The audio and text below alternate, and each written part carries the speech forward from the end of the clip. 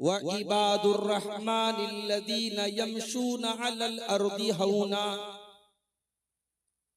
व इज़ा खातबहुमुल जाहिलूना क़ालू सलामा। रहमान के बंदे वो हैं, अल्लाह के बंदे वो हैं जो जमीन के ऊपर नर्म चाल चलते हैं। अच्छा, अल्लाह ने ऐसा क्यों बोला कि रहमान के बंदे ऐसे? क्या एक गुनाह करने वाला, एक गलत काम करने वाला, एक अल्लाह तबारक व तआला के साथ शिर्क करने वाला, क्या वो अल्लाह का बंदा नहीं है? बंदे तो सब अल्लाह। लेकिन जिस तरीके से हम अपनी जबान में किसी बाप के 5 बेटे होते हैं तो जो एक बेटा बहुत लायक होता है, अपने माँ बाप का बहुत फर्मा बरदार होता है, अपने माँ बाप की उम्मीदों पर खरा उतरता है, तो माँ बाप बड़े फख्र से कहते हैं मेरा बेटा तो वो है। इसका मतलब ये नहीं होता कि बाकी उसके बेटे नहीं है। इसका मतलब ये होता है कि मेरा बेटा कहलाने के लायक हकीकत में वो बेटा है जो बहुत लायक है। वही बात अल्लाह ताला यहां कह रहा है, व इबादुर रहमान के बंदे तो वो हैं अल्लज़ीना यमशूना अलल अर्दि हौना, जो जमीन के ऊपर नर्म चाल चलते हैं, अहंकार नहीं करते, तकब्बुर नहीं करते, गुरूर नहीं करते, घमंड नहीं करते। उनकी चाल बताती है कि ये घमंडी लोग नहीं है, ये तकब्बुर करने वाले लोग नहीं है, ये तवाज़ो वाले लोग हैं, ये अपने आप को छोटा समझते। इंसान तकब्बुर करे तो किस बात पर करे? इंसान अपनी पैदाइश पर गौर करे, इंसान पैदा कैसे हुआ? अयहसबुल इंसानु अन युत्रका सुदा अलम यकुन नुतफतम मिन मनिय्यिन युमना थुम्मा काना अलक़तन फखलक़ फसव्वा। ऐ इंसान, जरा तू अपनी पैदाइश के ऊपर गौर कर, जरा तू अपनी सृष्टि के ऊपर गौर कर, अपनी तख्लीक के ऊपर गौर कर। तू पैदा कैसे किया गया? तू एक मनी के कतरे से, एक स्पर्म की बूंद से तुझको पैदा किया गया, और फिर तू एक जमा हुआ खून बन गया, फिर तू गोश्त का लोथड़ा बन गया, फिर तू जीता जागता इंसान बन गया। ऐ इंसान, एक हकीर पानी के कतरे से पैदा होने वाले इंसान, तू अपनी जात पर गुरूर क्यों करता है, तकब्बुर क्यों करता है? इंसान किस बात पर तकब्बुर करता है? अगर इंसान को अपनी दौलत पर तकब्बुर है तो इंसान याद रखे, इस दुनिया में बहुत बड़े बड़े दौलतमंद आए। बहुत बड़ा दौलत वाला था कारून, इतनी दौलत थी कारून के पास के कुरान कहता है व आतैनाहु मिनल कुनूज़ि मा इन्न मफातिहहु लतनू बिल उस्बति उलिल कुव्वा। हमने कारून को इतनी दौलत दी थी, इतना खजाना दिया था कि कारून के खजानों की चाबियों को बहुत सारे पहलवान बड़ी मुश्किल से उठाते। अंजाम क्या हुआ कारून का? कारून को अपनी दौलत पर बड़ा नाज था, बड़ा गुरूर था, बड़ा तकब्बुर था। अंजाम क्या हुआ? अल्लाह कहता है फखसफना बिही व बिदारिहिल अर्दा, हमने कारून को जमीन में धसा दिया, हमने कारून के महल को जमीन में धसा दिया, हमने कारून के खजाने को जमीन में धसा दिया। अपनी सारी दौलत के साथ कारून जमीन के अंदर धसा दिया गया। कभी दौलत पर गुरूर मत करना मेरे भाई। ये दौलत आज है, कल नहीं होगी।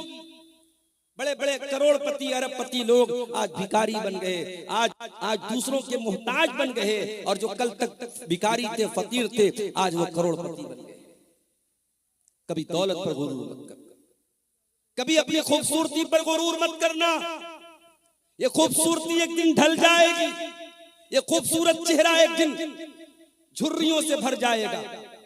ये चेहरा, जिस चेहरे की खूबसूरती पर नाश करते हो, इस चेहरे पर सिलवटें पड़ जाएंगी, इस चेहरे पर झुर्रियां पड़ जाएंगी, ये बाल सफेद हो जाएंगे, ये बदन कमजोर पड़ जाएगा। ना अपनी खूबसूरती पर गुरूर करो, ना अपनी ताकत पे गुरूर करो, ना अपनी दौलत पे गुरूर करो। अल्लाह ताला कहता है मेरे स्पेशल बंदे वो हैं जो जमीन के ऊपर तकब्बुर नहीं करते, गुरूर नहीं। इसीलिए अल्लाह ताला कुरान के 15वें पारे में फरमाता है, वला तमशी फिल अर्दि मरहा, जमीन में अकड़ करके न चला करो, इन्नका लन तखरिकल अर्द वलन तबलुगल जिबाल तूला, न तो तू जमीन को फाड़ सकता है, न तू आसमान की पहाड़ों की बुलंदियों पर चढ़ सकता है। ऐ इंसान, तू अकड़ करके क्यों चलता है, तू तकब्बुर क्यों करता है? चार पैसे आ गए, जरा सी समाज में इज्जत मिल गई तो अपने स्टेटस पर, अपने मकाम पर, अपने ओहदे पर, अपनी कुर्सी पर कोई गुरूर न करे। गुरूर करना इब्लीस का तरीका है, तकब्बुर करना इब्लीस का तरीका है, और अपने आप को डाउन रखना, अपने आप को कमजोर समझना, अपने आप को छोटा समझना, ये नबियों की सुन्नत है मेरे प्यारे साथ। अरे भाई इतना बोल रहे तो नीचे कर दो भाई, क्यों बिला वजह की टेंशन पैदा? जो थोड़ा ऊंचा ऊंचा स्टैंड है थोड़ा नीचा करो, थोड़ा नीचा करो। तकब्बुर करना और गुरूर करना ये शैतान की अलामत है मेरे प्यारे से। अल्लाह फरमाता है, व इबादुर रहमानिल्लज़ीना यमशूना अलल अर्दि हौना, अल्लाह के खास बंदे वो हैं जो जमीन के ऊपर नर्म चाल चलते हैं, जो जमीन के ऊपर तकब्बुर नहीं करते, घमंड नहीं करते। अच्छा, यहां एक सवाल पैदा होता है, एक इंसान अच्छा कपड़ा पहनता है, नया जूता पहनता है, अब वो घर से बाहर निकला, उसका कपड़ा खूबसूरत है, उसका जूता खूबसूरत है, अब कोई दूसरा आदमी ऐसा मिल गया जिसका कपड़ा उतना अच्छा नहीं है, जिसका जूता उतना अच्छा नहीं है। अब जाहिर है, एक नेचुरल बात है, एक प्राकृतिक बात है, कुदरती बात है, जब आप अपने से कमजोर इंसान को देखेंगे, अपने से कमतर इंसान को देखेंगे, आपका कपड़ा कीमती है, आपका जूता कीमती है, तो आपके दिल और दिमाग में कहीं ये बात आ सकती है कि मैं इससे अच्छा हूं, मैं इससे खूबसूरत हूं, मैं इससे बेहतर हूं। तो क्या ऐसी थिंकिंग का पैदा होना, ऐसे विचार का दिमाग में आना, ऐसी सोच का दिमाग में आना, क्या यह भी तकब्बुर है? आइए एक हदीस पढ़ के सुनाता हूं।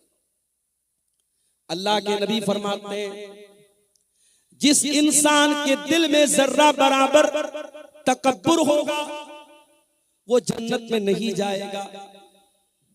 सहाबे किराम दहल गए, सहाबे किराम कांप गए, अल्लाह के रसूल, जर्रा बराबर जिसके दिल में तकब्बुर होगा, अहंकार होगा, घमंड होगा, गुरूर होगा, वो जन्नत में नहीं जाएगा। ऐ अल्लाह के नबी, हम में से हर इंसान चाहता है उसका कपड़ा अच्छा हो, हर इंसान चाहता है उसका जूता अच्छा हो, अच्छा जूता पहन के निकले, अच्छा कपड़ा पहन के निकले। अब किसी दूसरे को देख करके अगर अपने आप को बड़ा समझ लिया तो ऐ अल्लाह के नबी, ये तो बड़ा घाटे का सौदा है। एक जरा सा तकब्बुर पैदा होगा और इंसान जहन्नम में चला जाएगा। आपने फरमाया, ऐ मेरे सहाबा, तकब्बुर ये नहीं है कि इंसान अच्छा कपड़ा न पहने, तकब्बुर ये नहीं है कि इंसान अच्छा जूता न पहने। आपने फरमाया, इन्नल्लाह जमीलुन युहिब्बुल जमाल, अल्लाह ताला खूबसूरत है और अल्लाह ताला खूबसूरती को पसंद करता है। ये बड़ी प्यारी बात है। अल्लाह ताला खूबसूरत है, साहिबे जमाल है, अल्लाह जमील है और जमाल को पसंद करता है। कभी गौर कीजिए, अल्लाह ताला की कायनात कितनी खूबसूरत है। ज्यादा दूर न जाइए, आप अपने गांव में निकल जाइए, खेतों और खलियानों पे जाके देखिए, गंगा के किनारे जाके जरा देखिए सूरज के डूबने का मंजर, जरा किसी नदी और पहाड़ के करीब जाके देखिए, दुनिया की सारी खूबसूरती फेल है मेरे प्यारे साथियों, अल्लाह ताला के क्रिएशन की खूबसूरती, अल्लाह की कुदरत की खूबसूरती के आगे दुनिया की सारी खूबसूरती फेल है। अल्लाह खूबसूरत है और अल्लाह ने इस कायनात को बहुत खूबसूरत बनाया है। आप अच्छा कपड़ा पहने, अच्छा जूता पहने, इस्लाम को इस पर कोई आपत्ति नहीं है। अल्लाह ताला के नजदीक इसमें कोई हर्ज की बात नहीं। फिर तकब्बुर क्या है?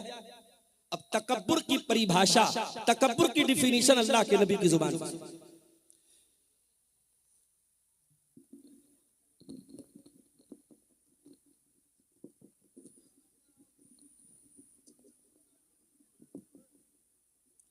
अल्लाह के प्यारे नबी ने फरमाया, अल किब्रु बतरुल हक़्क़ि व गम्तुन नास, तकब्बुर ये है कि तुम हक बात को कबूल न करो, सच्चाई को कबूल न करो। तुम्हारे सामने सच्चाई पेश की जाए, हक बात पेश की जाए और फिर भी तुम हक बात को कबूल न करो, ये तकब्बुर है। वह गम्तुन नास, और तुम लोगों को हकीर समझो, लोगों को अपने से छोटा समझो, लोगों को के ऊपर अपने आप को ऊंचा समझो, सुपीरियर समझो, ये तकब्बुर है। और इस तकब्बुर को अल्लाह माफ नहीं करेगा। तो रहमान के बंदे जब जमीन पर चलते हैं तो नरम चलते हैं, ये उनकी पहली पहचान। दूसरी पहचान, व इज़ा खातबहुमुल जाहिलून क़ालू सलामा,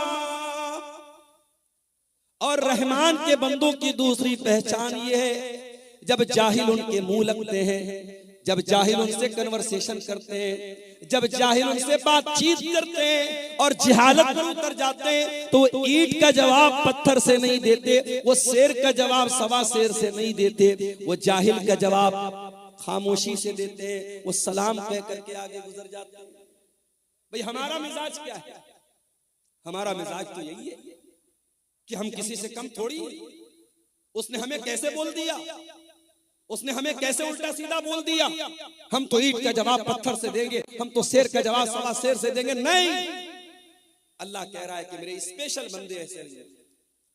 वइज़ा खातबहुमुल जाहिलून क़ालू सलामा, वो जाहिल का जवाब जिहालत से नहीं देते, वो गलत का जवाब गलत से नहीं देते। हमारी अक्सर लड़ाई क्यों होती है? हमारी रिश्तेदारियों में जो फूट पड़ती है, जो दुश्मनी होती है, क्यों होती है? उसने मुझे बोल दिया, उसने मुझे ऐसा कह दिया, उसने मेरे साथ ऐसा कर दिया, उसने अपनी लड़की की शादी में मुझको नहीं बुलाया, उसने अपने यहाँ दावत में नहीं बुलाया, हम भी नहीं बुलाए। यही तो होता है। अल्लाह के नबी के पास एक आदमी आया, उसने कहा अल्लाह के नबी, मेरे कुछ रिश्तेदार हैं, मैं उनके साथ अच्छा सलूक करता हूं, वह युसीऊना इलैया, वो मेरे साथ बुरा सलूक करते हैं। ऐ अल्लाह के नबी, मैं उनके साथ अच्छा मामला करता हूं, वो मेरे साथ जिहालत का मामला करते हैं। मैं उनके साथ नरमी का मामला करता हूं, वो मेरे साथ सख्ती का मामला करते हैं।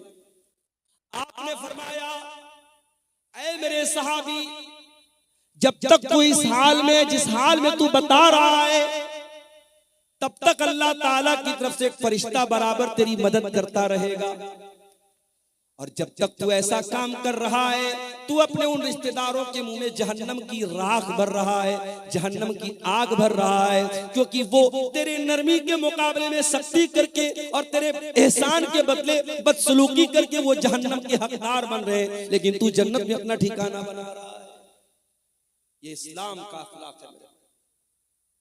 अभी लखनऊ के अंदर क्रिसमस का त्योहार हमारे ईसाई मजहब के लोग मना रहे थे, उनके चर्च के पास दूसरे मजहब के लोग आए और वहां पे हुड़दंग मचाने लगे, बदतमीजी करने लगे। माफ कीजिए, हालांकि वो लोग मुसलमान नहीं थे, लेकिन ये बदतमीजी कि किसी दूसरे मजहब के त्योहार के मकाम पे जाकर अपने मजहब की का जो है प्रचार करना और वहां चीखना चिल्लाना, ये अखलाक के भी खिलाफ है और मानवता के भी खिलाफ है। आज मुल्क में नफरत का माहौल इस कदर बढ़ चुका है कि आज कभी मस्जिदों के सामने, कभी चर्च के सामने और कभी किसी दूसरे मजहब की इबादतगाह के सामने जाकर इस तरीके की बदतमीजी। इस्लाम के अंदर इस जिहालत की कोई गुंजाइश नहीं। इस्लाम जाहिलों का मजहब नहीं है, इस्लाम बदतमीजी का मजहब नहीं है, इस्लाम अखलाक का नाम है, इस्लाम किरदार का नाम है, इस्लाम कैरेक्टर का नाम है। मेरे प्यारे साथियों, जाहिल का जवाब भी आपको जहालत से नहीं देना है, गाली का जवाब भी आपको गाली से नहीं। यहूदी बहुत बड़े कमबख्त थे, बहुत बड़े बदतमीज थे, गुस्ताख थे। यहूदी अल्लाह के नबी के पास आते हैं, अस्सलामु अलैकुम कहते हैं, लेकिन जरा सी जबान को घुमा लेते हैं और अस्सलामु अलैकुम कहने के बजाय वो अस्सलामु अलैकुम कहते हैं। देखिए, अरबी जबान बड़ी रिच जुबान है, बहुत रिच लैंग्वेज है। अस्सलामु अलैकुम की मीनिंग क्या है? तुम पर सलामती हो, तुम शांति से रहो, तुम समृद्धि से रहो, तुम खुश रहो। और अस्सलामु अलैकुम मतलब तुम मर जाओ। अरबी जबान इतनी रिच लैंग्वेज है कि एक लेटर खत्म हो गया मीनिंग अपोजिट हो गई। अस्सलामु अलैकुम का मतलब तुम सलामत रहो और अस्सलामु अलैकुम मतलब तुम मर जाओ। यहूदियों ने अस्सलामु अलैकुम कहा किसको? नबी।